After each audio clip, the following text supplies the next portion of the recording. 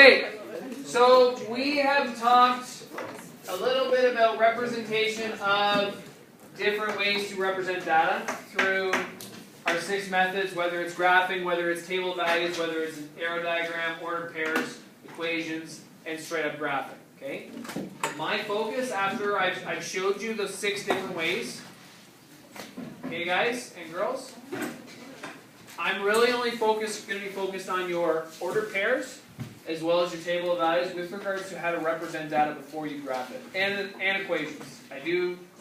We're going to talk about those 3, those will be my big 3, and then how to convert those into graphs. Okay? But just be aware of what these look like. From there, we then looked at how to represent the relation and the 5 other types. What I want to focus on here, I just want to remind you kind of how do I take this table of values and convert it into the graph. Okay?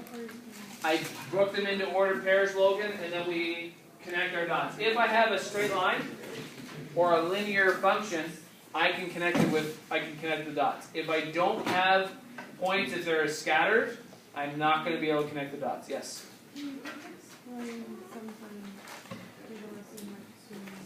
We're doing that today. All we're doing today is domain and range, actually. Okay? Good question. So is there any questions on how to translate this into this? We're going to talk about what this looks like today. Okay? But for now, is there any questions on how to represent data in the different ways that we can? Okay, we're gonna come back to this. The first step is by talking about domain and range, which is what we're going to do today. Okay? Good? We're going to skip that question for now. The first thing we're going to talk about is we can split up our graphs and our data into 4 different types. Okay? 4 different types. These are the big 4. We've got linear graphs, which are just straight lines. We've got nonlinear graphs, which are curved lines. We have continuous data, and we have discrete data. Okay? A straight line, or a linear graph, one of my, I think it was Maya, she sent me an email, and she showed there's a picture, it's like a meme basically on Facebook that has stick figures, and each stick figure has a different, their arms doing a different action, and within each action, it actually represents a different line. So the first, I think there's 20 of them. Right now we only do 2 of them, but by the end of grade 12, if all goes well, you'll actually see all 20 of those types of graphs. Okay? The first one, linear straight line, is just, I won't even put the arrow on it. It's literally, it's distinct where it has a start and it has a finish. Okay? Depending on what direction it's going from left to right, it tells us if it's a positive trend or a negative trend. If I'm reading this one from left to right, what trend would you say it has? Positive or negative? Negative. It's going down as you read it from left to right. Okay. A curved line, an example of a curved line that you're going to see in grade 11 is going to be like a U. Okay? It'll have a U, or it'll be an upside down U, or basically it's a parabola. Especially in grade 11, you'll see those, actually it's those polynomials. Remember we were factoring polynomials, what those equations look like? That's what the graph is when you plug that into your calculator, or if you plot some points. Okay? Continuous data. A line that does not break in word problems where the variable contains parts, such as time. Does time go on forever? Yes. Does time ever change? No. Daylight savings, we've got a leap year, yes, but in general, like if I'm measuring in seconds, it goes on and on and on, and it's consistent. Okay? Continuous data can be represented by arrows. Anytime I have an arrow that goes on both ends, that basically represents that the graph is going on forever. Okay? That there will always be a value for x and a value for y, depending on what the shape of the graph looks like. Okay? Discrete data, to put it simply, guys and girls, is scatter plots. Okay? Basically, you'll have a sheet of graph paper, and you've got points that are completely isolated from one to another, and there's no relation to them. Okay? Make sense? Okay. Next thing we're going to talk about is we've got domain and range. We've kind of loosely talked about it, but we're going to really zone in. That's our focus today. We're going to talk domain and range. How many people remember these four terms? And doing them probably elementary, junior high, yes. Has anyone used the comparison of like the duck or Pac-Man or the alligator? Absolutely, right? I think I was the only one that actually used the duck, so that tells you how dated I was when I was a kid. Because they've got cool ideas like, hey, why don't we use a crocodile? Or why don't we use Pac-Man? Pac-Man seemed legit. Anyway, we have different definitions based on what direction the mouth is facing. Okay, so we've got the four here. We're going to talk about what those look like. Specifically, when do I use greater than, and when do I use greater than or equal to? You guys remember? I guess it was in grade 9, the kids' last day. If I'm on a number line, and this is 0, and let's say I have a point that looks like this, or I have a point that looks like this. Do you remember the difference between a circle and a dot with regards to a number line? Anybody? Yeah, go ahead. One is that one number and on, and the other one is the number right after. Good. So one way to get the simplicity piece to it, a circle means it does include that number. A dot does include that number. How I represent this in this scenario, basically it says it's increasing to the right. So how I would represent that would be the number 0 is less than x. Okay? Because it's not including 0, there's no line underneath. Okay? The circle represents it does not include it. If I have a dot, it does include it. So it's the same thing, except the only thing I change is I have the hat or the line underneath. Okay, that represents it's also equal to, or it includes it. Alright? That's where these scenarios come from, and what the difference is. For our intensive purposes, when you're graphing, we are always going to be including the number that we're dealing with. Okay? Very seldomly are you going to see a graph in grade 10 that has a bunch of circles. You'll only see dots and you'll have lines connected. Does that make sense? Okay, with that, I have them written on the sideboard, but I'll put them here so you can see as I'm videotaping it. When we're labeling the domain and range, when we're writing out the domain and range, there's really 3 formats in how we write it out. Okay? The first one is the easiest one, and it's almost generic with how it looks. If I've got a graph,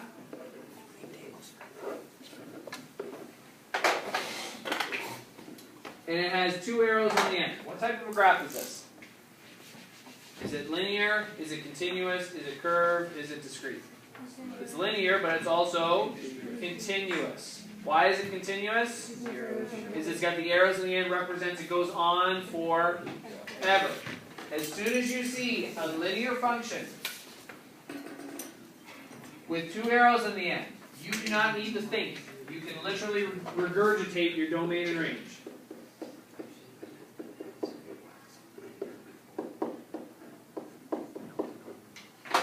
Okay?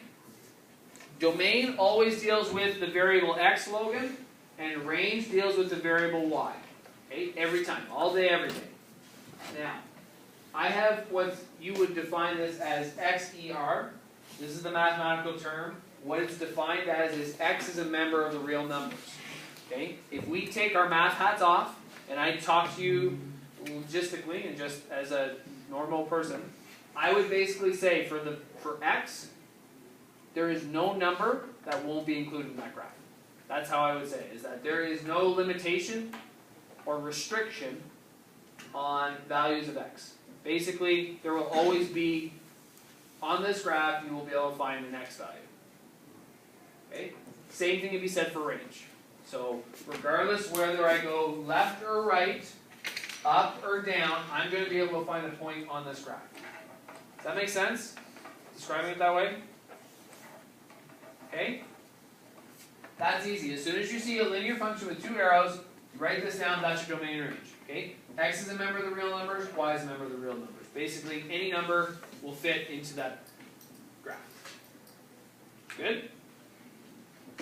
The next example you can see.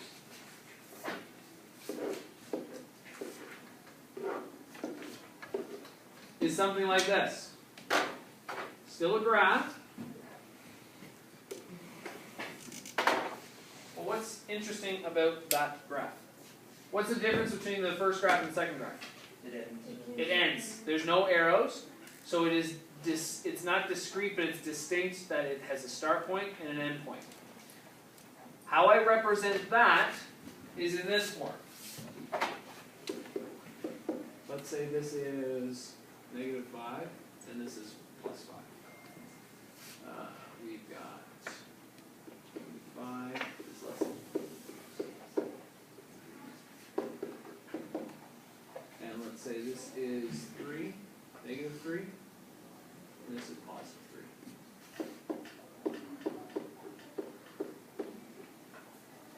Okay, mathematical terms, domain -5 is less than or equal to x, which is less than or equal to 5. Range is -3 is less than or equal to y, which is less than or equal to 3. Math hat off. The domain basically means that if you are in between -5 and +5, you will have a value that's on the graph. If you are outside of those 2 points, you do not have a point on the graph. So for example, if I said x equals 10, let's say 10's here, is the graph touching over here? No. No, so it's not possible. If I said x is 0, is there a point where the graph contacts at x equals 0? Yes. Yes, above it. Yeah. Okay? What this represents is that in between -5 and 5, you will have a value on the graph. That make sense? That's the domain. That's just for the x value, yes. And then the range is the exact same thing, but what are my 2 minimum and maximum values? 3 to -3 and 3. So basically what that says is, any point between -3 and 3, I'm going to have a point on the graph. So domain and range are just the terms. Domain and range, basically domain ties to x, Okay. is horizontal, range is vertical. Yep. Do you think you can write down in those just so that when you go back on the note, Domain is what? X. the X? X-axis, range, y-axis. Is that okay? Yes, thank you. No problem. Good. That happens every single time. Okay, you'll never deal with the range that deals with x or the horizontal. I should even write that. This is horizontal. This is vertical. Just to stay away from just labeling only x and only y, you literally could use any letters. Typically we use x and y, but your domain is always that horizontal axis and then your vertical axis. Okay? The only thing that doesn't change when you're dealing with this format is these symbols inside here. So again, as soon as you say I have a start point and an end point on a graph, these don't change. Okay? The only thing that changes is what's your smallest number and what's your largest number. The way I explained it in the last class, when I'm looking for, if I have a start point and an end point, if I'm looking for this specific number on this side, I'm looking for the number that, or the point that is furthest to the left. In this case, the number that's furthest to the left is -5. Make sense? Okay? And then if I'm looking for this side, if I was looking for the furthest to the left here, what am I looking for to find the maximum value? Furthest to the right, in this case it's +5. Okay? What do you think if I'm looking for this number on the range, what am I looking for?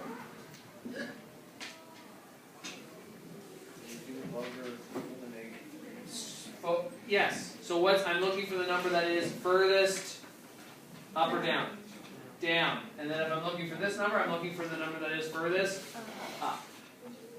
Very good with that? Okay. This never changes. The only thing that changes are the numbers that are the smallest or biggest within that axis. Okay. The last method or format you may see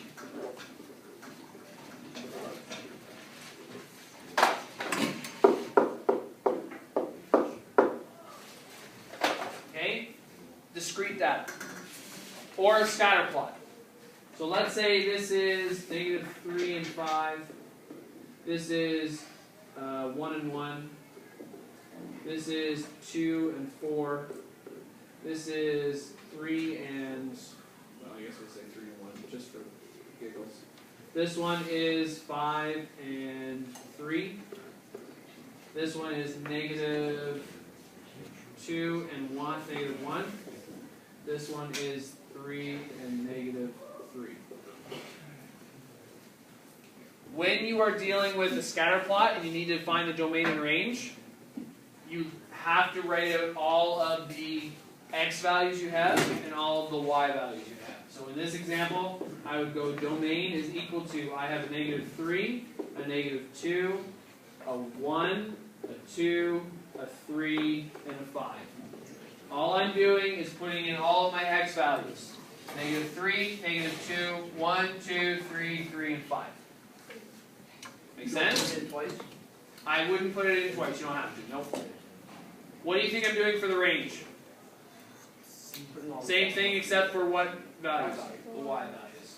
Range is equal to, I have a -3, a -1, a 1, a 3, a 4, and a 5. Okay?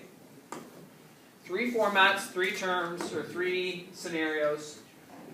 Based on the graph you're given, that's kind of what you're dealing with, okay? Those are the premise. Now, are they all going to be the same, Jared? No. No, they're not going to be the same. Some things may alter it slightly, but you can kind of maneuver based on what you see. Questions on that? Having said that, I want you guys on your desks to tell me what is the domain and range for this first graph. On your desks, try to tell me what the domain and range is for this graph. Wait, so we have to count it? This one's kind of a trick question. Not really a trick question. We don't I know can't what really the count domain- it. We don't know what the range is because it goes on forever. If it goes on forever, what format is it? My brain hurts. Guys, girls, if you're unsure, the formats are all on that side as well. Yeah, where are the markers at, guys? Where's the bag of markers? Doesn't it go up? Can you go see Miss B's got some? Last time I saw it, isn't there? Where is my bag? had them last. Where's the bag of markers though? They're right here, they're all there. Thank you. All of them are dead. So, there's no end, so This one's on my screen. the balance off. They're all dead when we tried them. It's fine, I bet this was It's fine, I have to get the ones. You have to. If you're unsure, guys, girls, remember the formats are on this side of the board here as well, okay? I want you to try to write one of these things down. It's an E. So that's.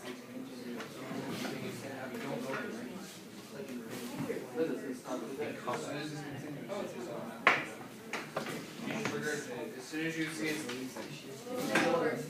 it's the first form. Which format would you use, guys, girls? First, second, or third? First. Why?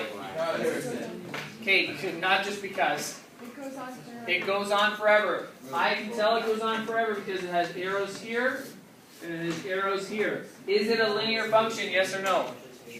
Yeah. Yes, if it's a linear function and it goes on forever, my thinking is done. Logan? All I do, x is a member of the real numbers is equal to the domain. Y is a member of the real numbers is equal to the range. And what that means is if I let x equal 10, will I have a value for y? Yes. If I let x equal 1,000,000, will I have a value for y? Yes. Doesn't matter what the value is, if it goes on forever, there will be a number for it. Please do not waste the lemon or lemon x or whatever it is called, okay? Make sense? Pretty easy one to start, okay? Let's try this next one. Okay? First off, first thing you should be thinking about is what format should you be using? The first, second, or third? I'm gonna say the third. Is is not discrete. There are still lines. There you go. Good. So, what did we tell you about the second one? D O discrete plus or equal to X plus or equal Okay, write it down if that's what you feel. If that's what you think is right.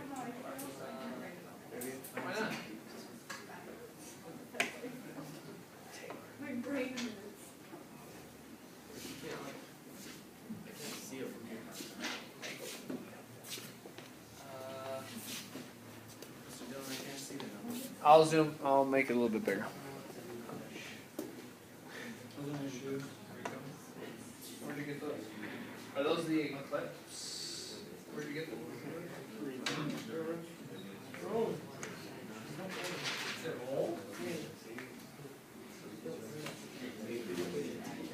That help? Yeah.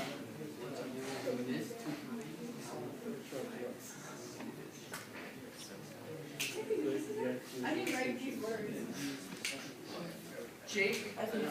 What? You cannot send that Snapchat. Can I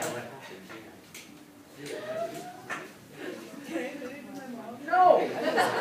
You cannot send that Snapchat. Jake, grow up.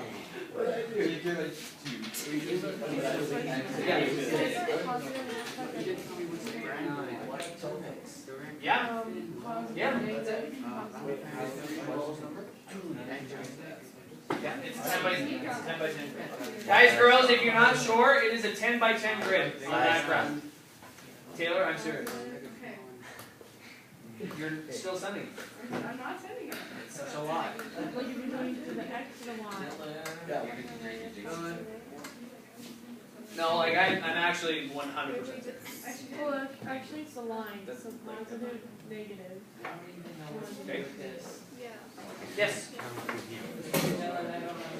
Good. Yep.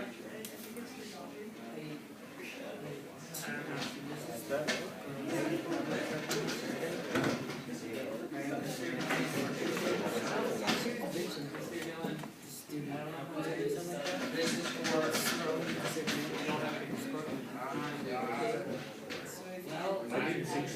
yeah.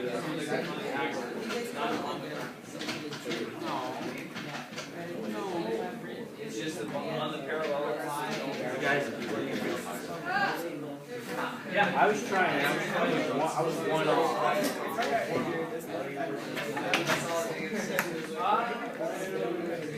Oh yeah.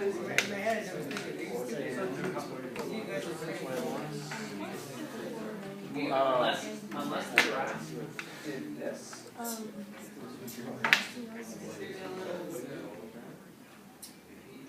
He was very kind, right?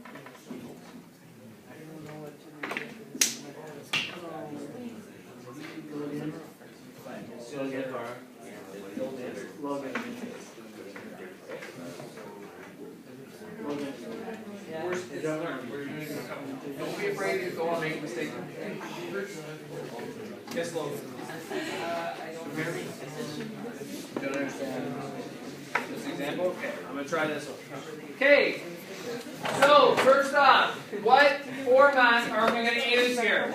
First off, is this graph continuous? Yes or no? No. No. How do I know it's not continuous? It's a square, so it has to have a finish, right? The easy tell too is that there's no arrows inside the graph. Okay, so if that's the case, if it's not continuous, of the two other formats, which one would you use? The second or third? The second. Definitely uses the second. So without even having to really do a lot of thinking, I know that the premise of my domain and range is going to look like this.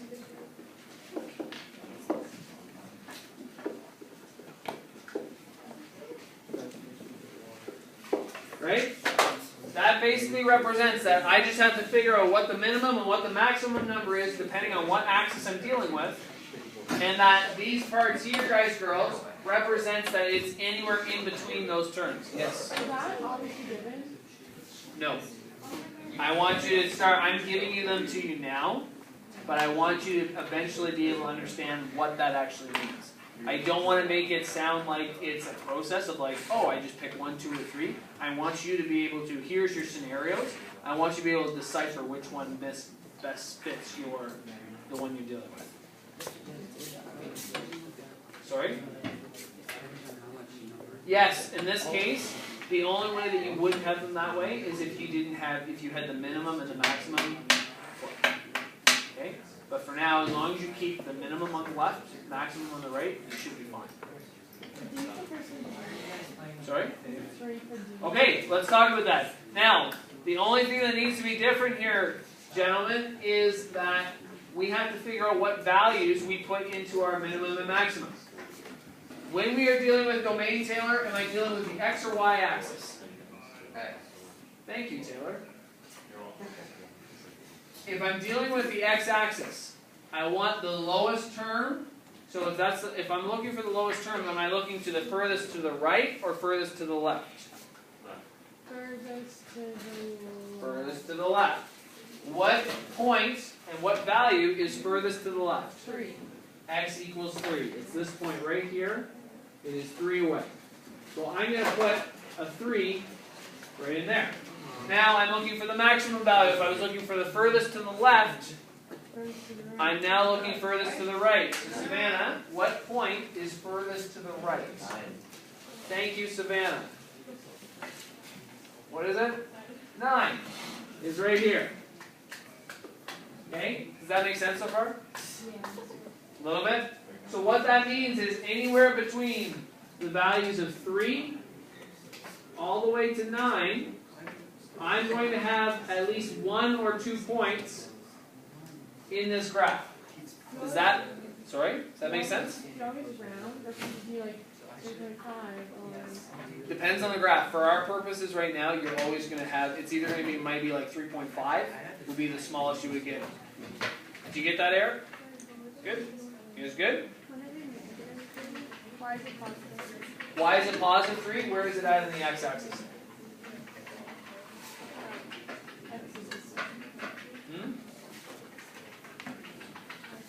If we're on If I'm on the positive side of the x-axis, it's going to be positive. Now, but when then when you count them out, you go down, not how far you go up. that's for the range.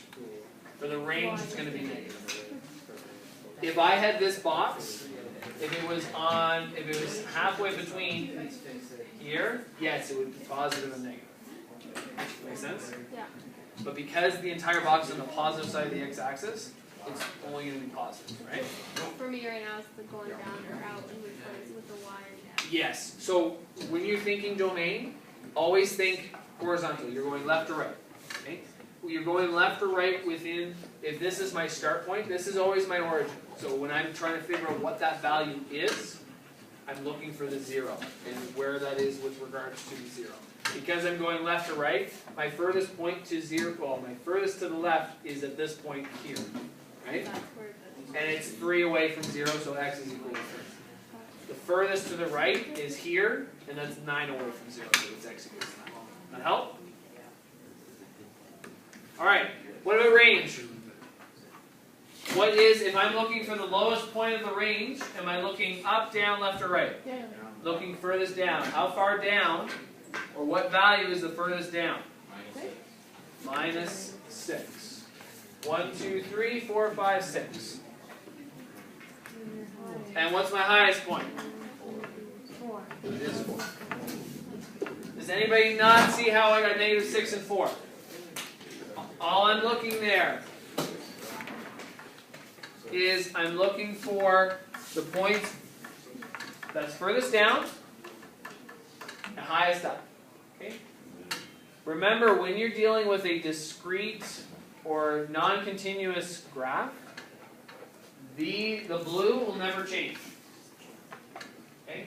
You're always going to be dealing with negative 6 and 4, and what that basically means is that anywhere between negative 6 and 4, you're going to have a value for x. So if I said y is equal to 0, is there a point on the graph that's included? Yes. If I said y is equal to negative 10, is there a point on the graph? No. No. Okay? It means 6 and lower and 4 and higher are not included. That's how domain and range is set. Okay? Questions on that one? This one I want to try on your own. Go.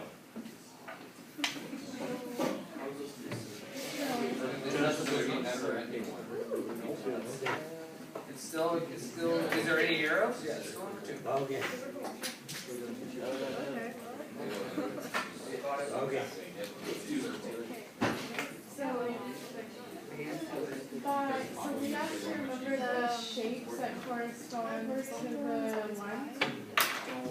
The shapes is moving forward. We're only going to go linear. This activity is more along the lines of understanding what domain and range actually is. But if we only do straight lines, doesn't that mean we'll only ever be 1 or 2? So we're never going to do it in straight? Unless you were to get a scatter, just dots. If they don't connect, then that's also would be an example. If I had one that looked like this,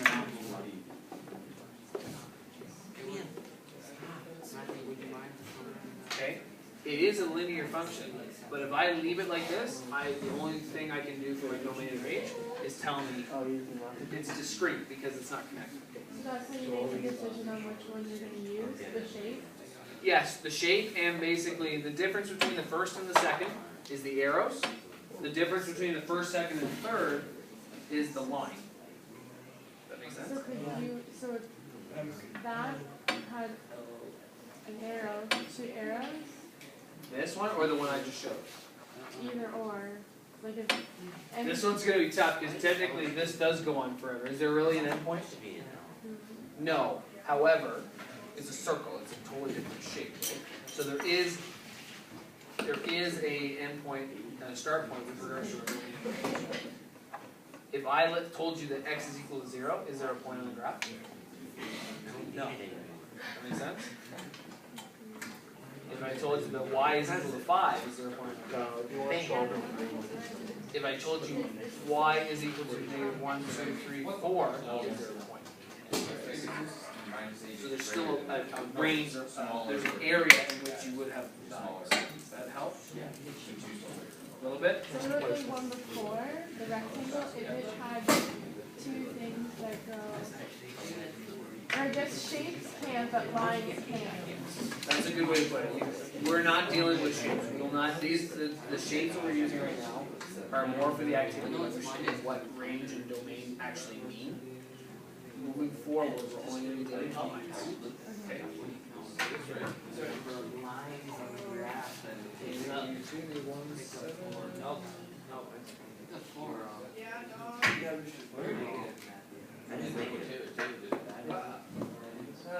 But no, to get minus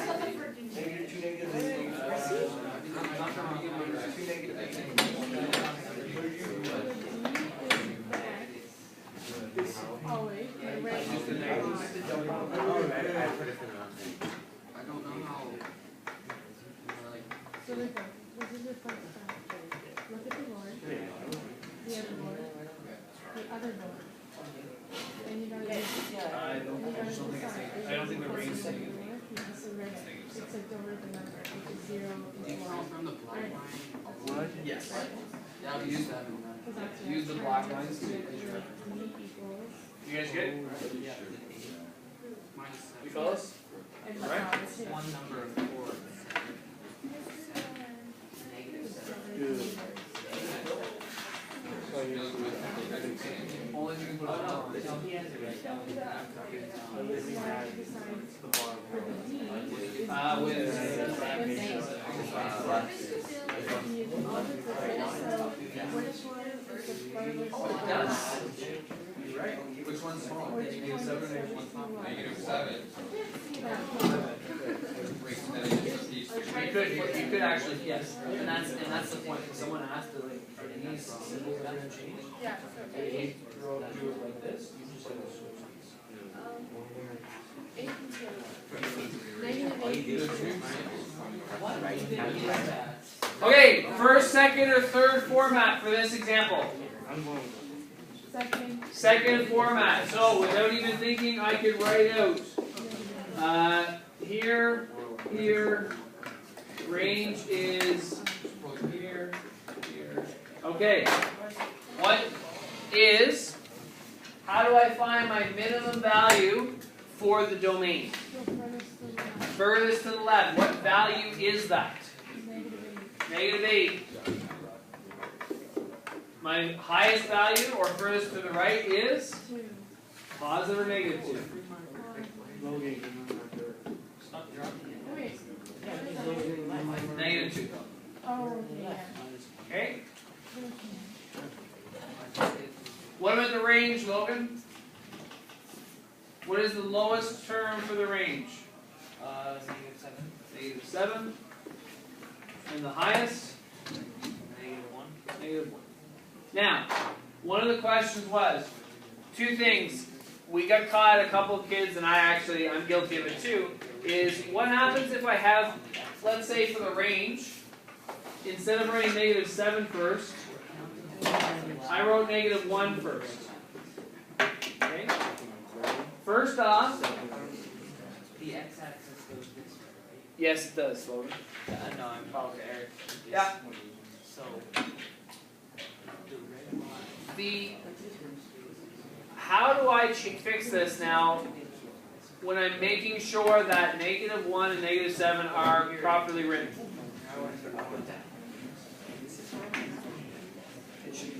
Mr. Dillon, Why is it red? Where? Okay, now. for the domain is negative. Yes, it's -8. It's overlapping the. Okay, a lot of side conversations going on right now. I know one of them is helping Eric, and that's great, but I don't know if anyone else. Eric gets it now. Jake and Jared, thank you. Okay, what happens if I mix up my terms here and I decide that I put -1 as my lowest term? Which number is actually lower, -1 or -7? -7. Just be aware of that. It seems like a simple thought process, but a lot of people mess that up. If I owe Kara $1 and I owe Emily $7, who do I owe more money to? Emily. The bigger the number, the less value it is. Do you Okay. owe Emily $7? I don't actually owe Emily $7. That's probably. Okay? You owe me a It's $7. further away from 0, right? At least in the positives group. Maybe. I might have said it wrong. If the bigger the value, I guess the further away or the more dead it is. I guess it's still smaller. Like if I look at -1 or -7, -1's bigger, right? Because it's a bad example for How's a higher value? Yeah, it's got a higher value than -7. Yeah, for sure. Same thing can be said about fractions. Which fraction is smaller, 1/2 or 1/4? 1/4. 1/4. Now, the number 4 is a bigger value, but the bigger the value in the denominator, the smaller the actual value of it. Does that make sense? So just be aware of how to flip that. Now, let's say I flip this. That doesn't mean I have to completely rearrange my formula. I could change this so it looks like this. Okay? I can just use the other symbol. Alright? It means the exact same thing, it's just they're just reversed. Okay? If it makes it easier for simplicity, so whenever you are doing your domain and range, I would just write it so that everything is consistent with the terms that you're dealing with. Okay? Make sense?